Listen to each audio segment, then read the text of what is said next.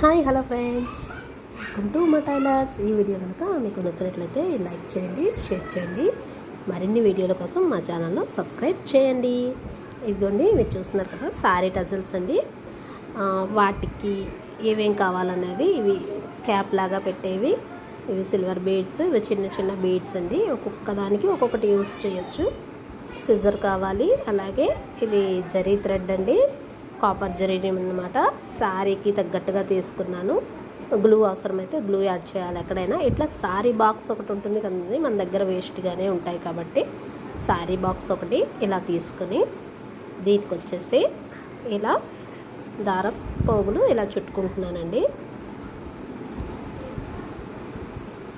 మనకి ఒక 50 ఇలా చుట్టుకుంటే కనుక మందంగా వచ్చేలాగా. అది సరిపోకపోతే మళ్ళీ మనం వాటిని వచ్చేసి డబల్గా వేసుకునేలాగా చేసుకుంటే కనుక టజిల్ అనేది లావుగా వస్తుందండి. అందులోనే ఇది జరీ కాబట్టి ఎంతైనా కానీ లావుగా అయితే కనపడట్లేదు. అలా తీసుకొని దానిని ఇలా 2 మడతల కింద వేసుకున్నాను. చివర్లు ముడి కుట్టుకున్నాను. ముడి కట్టిన తర్వాత ఇలా రెడీ అయిన ఈ టజల్స్ ఇప్పుడు వచ్చేసి సారీ మనకి జిగ్జాగ్ చేసుకుంటాం కదా, పళ్ళు బార్డర్ ఇట్లా 2 ఇంచెస్ గ్యాప్ ఇచ్చి మొత్తం కూడాను ఇలా మార్కింగ్ అయితే నేను చేసుకున్నాను.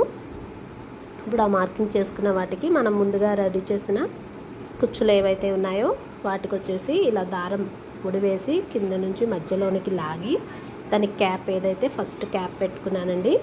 తర్వాత ఇలా చిన్న బీడ్స్ 2 ఎక్కించుకొని ఒకటి మధ్యలోనే పెద్దది బీడ్ పెట్టుకున్నాను. మళ్ళీ చిన్నవి 2 పెట్టుకుని ఇదిగోండి ఇట్లా రెడీ అయింది.